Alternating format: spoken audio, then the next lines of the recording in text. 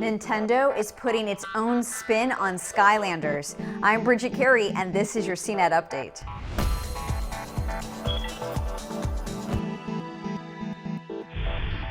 Times are tough for Nintendo. Sales are down for the Wii U, and in its recent earnings report, revenue was down 8% for the quarter, and profits slipped 30% from this time a year ago.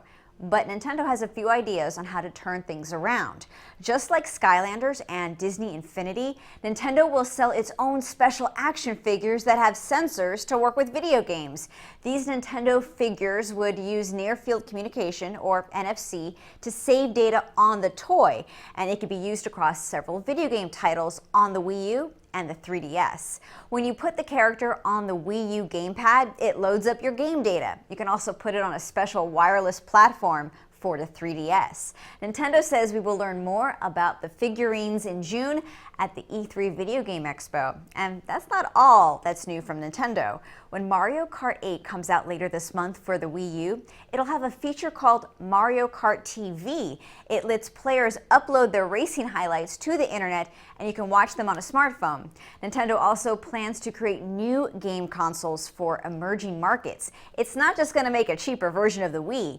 Rather, the goal is to design a whole new type of low-cost system from scratch for other countries.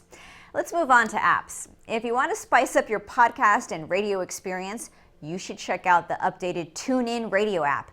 TuneIn is a free way to listen to live radio broadcast streams and podcasts, but it's changing its tune, so to speak, to be more social. You can now follow people and follow shows and share what you love with your followers. One neat thing is that you can search for music that's streaming right now, so you can hop into a station that's playing your jam.